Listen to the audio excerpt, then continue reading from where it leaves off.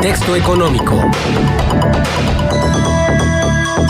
Así es, vamos al contexto económico con Daniel González, economista. Daniel, ¿cómo estás? Bienvenido, buenos días. ¿Qué tal? Buenos días, Marcela. Buenos días al licenciado Ceballos y a los radioescuchas de Contextos.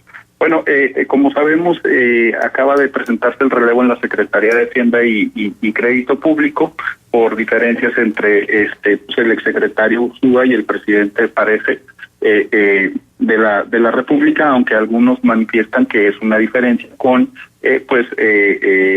Alfonso Romo, ¿no? Que es encargado ahí del trabajo de la presidencia. Aquí el tema que me gustaría resaltar, Marcela, tiene que ver con los desafíos que va a presentar la Secretaría de Hacienda y Crédito Público con la llegada de este nuevo secretario. Pero antes de retomar el tema, es muy importante recordarle a la audiencia que el funcionamiento económico de un país depende de dos instrumentos fundamentalmente, de dos brazos para que la economía pueda moverse, ¿no? Por un lado es la política monetaria a través del Banco de México, y la otra herramienta, el otro instrumento que se tiene es la política fiscal a través de la Secretaría de Hacienda y Crédito Público. Con la llegada de la visión más moderna, más actualizada del funcionamiento de la economía, la política monetaria dejó de ser parte de las decisiones del gobierno federal, en este caso del gobierno de México, pero en general de todos los gobiernos del mundo, ¿no? Con esta visión en donde la política monetaria busca el control de la inflación, la estabilidad a través del funcionamiento de las tasas de interés y el tipo de cambio, y dejar de lado la discrecionalidad por parte de los gobernantes para el manejo de este instrumento. Por lo que la única herramienta o palanca que tiene un gobierno para hacer crecer su economía o mejorar las condiciones en general de vida de una población, en este caso para nuestro país, es a través de la política fiscal, con la Secretaría de Hacienda y Crédito Público, que tiene como objetivos la construcción de la ley de ingresos y la ley de egresos, el manejo de los presupuestos y la distribución de los recursos, así como los cobros de impuestos, los ingresos que va a tener ahí un país. De ahí la importancia de que haya salido la figura más importante desde el punto de vista económico en el gobierno, en el actual gobierno. ¿Y a qué tema se va a enfrentar el nuevo secretario de Hacienda, Arturo Herrera? Me parece que son 4 los más importantes que va a tener que tomar. El primero de ellos tiene que ver con el plan para Pemex, ¿no? El plan de negocios para Pemex es el principal desafío por la relevancia que tiene para el funcionamiento de las finanzas públicas y por el tema que tuvo importancia ahora con el tema de las calificadoras, ¿no?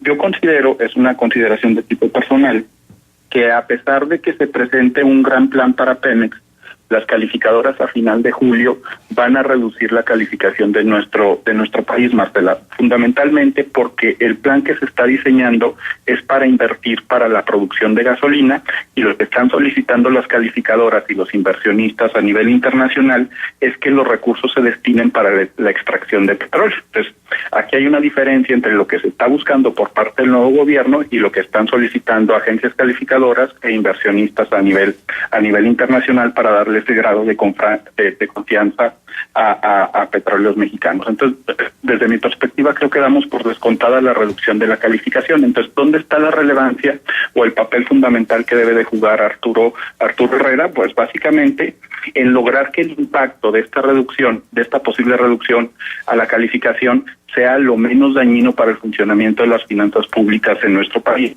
Y estamos hablando que este tema se va a empezar a manejar a partir de la siguiente semana y prácticamente hasta el mes al cierre del mes de julio. El segundo tema que me parece fundamental que debe de enfrentar el nuevo secretario de Hacienda tiene que ver con mandar el mensaje claro a los inversionistas, me refiero a los inversionistas y no a las calificadoras, de que se va a dar seguimiento al trabajo que estuvo realizando el exsecretario Ursúa, porque básicamente se manejó un superávit primario por cerca de los 33,000 millones de pesos, porque los ingresos presupuestarios se incrementaron entre enero y mayo el 0.7%, y porque el gasto público tuvo una reducción anual del 5.1%, manejando el tema de la austeridad, que era parte de la estrategia económica del actual gobierno. De hecho, pues me parece que este tema de de la austeridad es lo que termina por generar el conflicto en pues el equipo de trabajo económico de la presidencia de la República, ¿no? Recordemos cómo el exsecretario el exdirector del Instituto Mexicano del Seguro Social, Germán Martínez, renuncia precisamente por el manejo tan austero que se le da a este organismo, y pues casualmente algunos meses después pues es quien implementa esta política, quien termina por renunciar. El tercer aspecto que me parece bien importante destacar tiene que ver con el manejo del paquete económico 2020, y creo que este es el detonante de este conflicto en la estructura económica del gobierno. Es una consideración de tipo personal. Recordemos, Marcela, que el paquete económico debe de presentarse el 8 de septiembre para que sea analizado, y aquí es donde se tiene que desglosar cómo va a gastar y cómo se va a ejercer el presupuesto durante el año 2020 por parte del gobierno federal. Me parece que este tema se está trabajando durante este mes y el que viene, pues para que quede listo para el 8 de septiembre. Y no me parece que sea casualidad que se haya dado la ruptura justo en este momento, y entonces pues queda un tema muy importante para el nuevo secretario de Hacienda en conformar este paquete que cumpla con las expectativas de inversionistas, que siga manejando el proyecto de austeridad, pero que a la vez genere pues el crecimiento que se está esperando. Recordemos que ahorita hay un subejercicio de 140,000 millones de pesos, porque pues se llevó hasta el extremo, me parece, el tema de la austeridad. Sin embargo, ahora es momento para evitar una recesión, que se empiece a generar el gasto que se está esperando para los diferentes sectores de la economía, ¿no? Y me parece que el cuarto punto tiene que ver con este tema de la desaceleración de la economía, que recordemos que las encuestas sobre las expectativas de los especialistas de la economía que da el Banco de México, Marcela, generaron una reducción en la perspectiva de crecimiento del 1.32 al 1.12.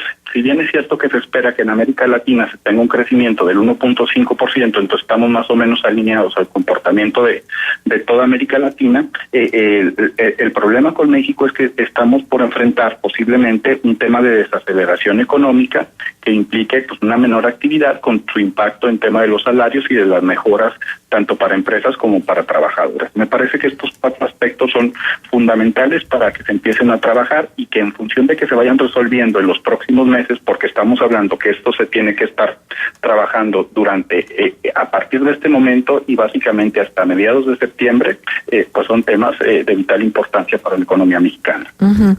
Sí, se entiende bien todo lo que nos has explicado, pero yo te quiero preguntar exclusivamente desde el punto de vista de la economía del país.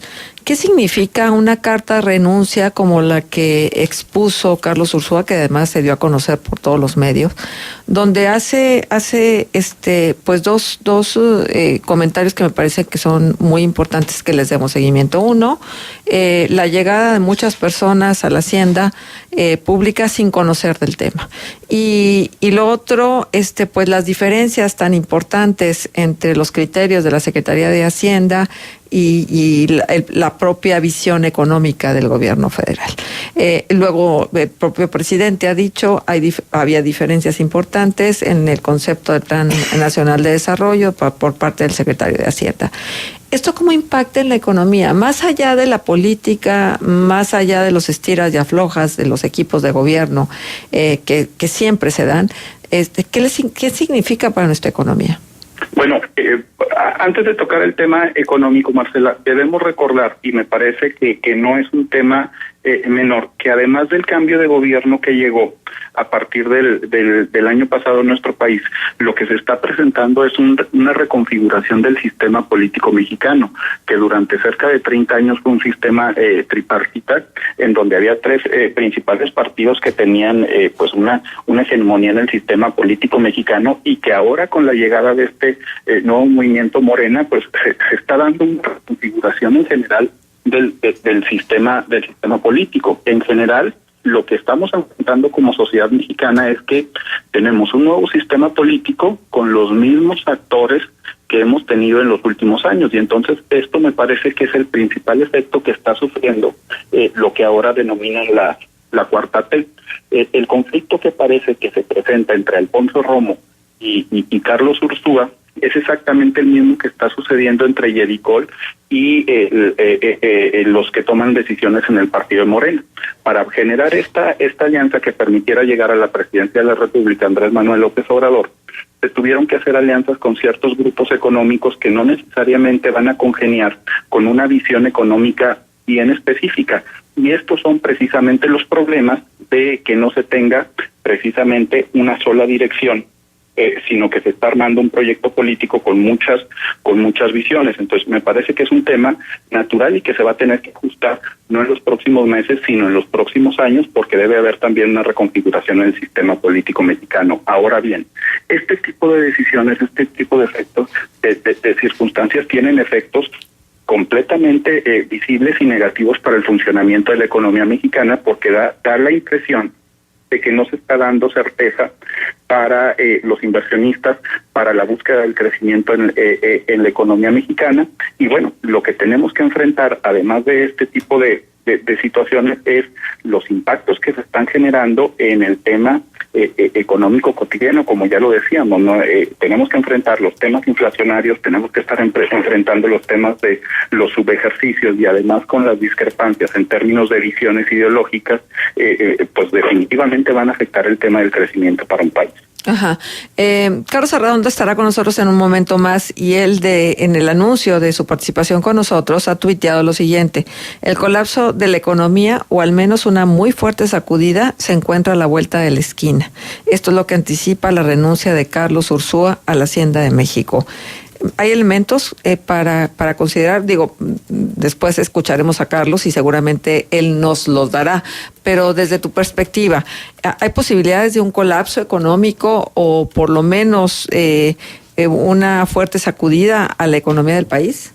No coincido con esa visión por el cambio del secretario de Hacienda, puesto que fue bien recibida la llegada de Arturo Herrera, que tiene muy buenas credenciales y que tiene un muy buen manejo de comunicación. Recordemos que fue el que presentó los precriterios generales de política económica en nuestro país el 1 de abril, y fue el que enfrentó el tema de las calificadoras en su momento hace un par de meses, y con muy buen manejo de los medios. Entonces me parece que fue bien recibido.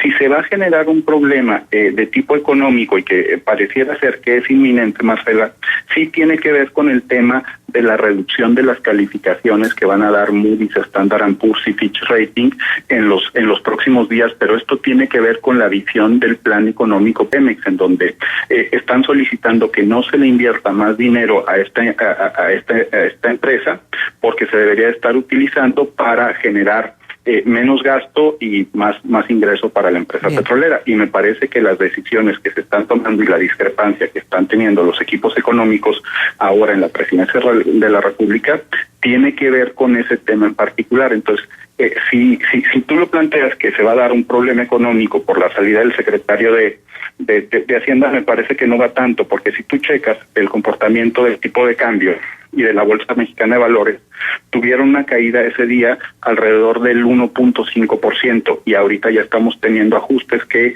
están reduciendo las pérdidas en menos del 1%. Tuvo más impacto en su momento la reducción de la perspectiva en la calificación crediticia, y me parece que ese es el tema, el gran tema que va a enfrentar todo el equipo económico del nuevo gobierno. Bien, pues muchísimas gracias, Daniel, por estar con nosotros y por ofrecernos tu punto de vista. Gracias, a las órdenes. Hasta luego, gracias.